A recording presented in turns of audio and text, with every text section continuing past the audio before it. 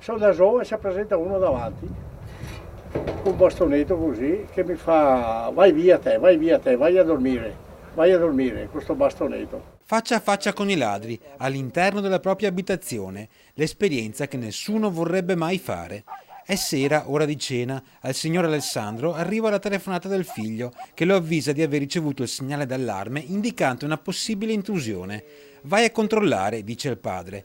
L'incontro con i ladri avviene sulle scale. Sono in 3, accento straniero, vestiti completamente di nero, berretto e felpa con cappuccio che si calano prontamente sulla testa. Uno mi sono trovato proprio davanti e dopo ci saltai fuori e mi ha guardato qua a pila così, vai via te, vai a dormire, vai via da qua. E come vado via? Se è casa mia, perché io vado via? Mi faceva così con un bastonetto, sono riuscito a prenderlo un attimo, si è girato, si è messo il cappuccio. Impaurito ma determinato per farli scappare, l'uomo si inventa uno stratagemma. E allora in quel momento mi grida mia moglie, portami la pistola, che no, portami la pistola e adesso arrivo, quando gli ho detto adesso sono qua e si è partito. I ladri per fortuna scappano, non prima di aver messo a soqquadro l'appartamento del figlio e con un'area furtiva che si limita ad un portafoglio vuoto.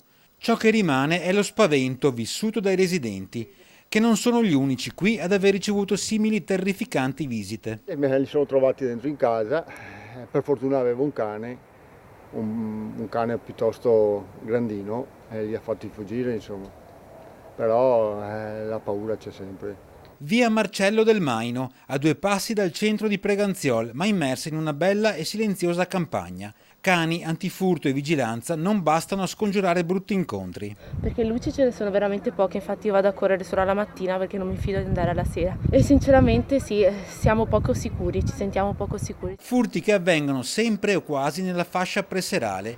Qui siamo in via Venezia, tra Mogliano e Marcon. I ladri sono entrati dalla terrazza al primo piano, mentre la famiglia Ceolin stava cenando al piano terra. L'allarme era disattivato purtroppo? Purtroppo sì, perché eravamo a cena e se sta male perché, anche perché ti sei in casa, perché sei un bambino, che sei una figlia e non te vorresti mai che succedesse queste robe qua, insomma.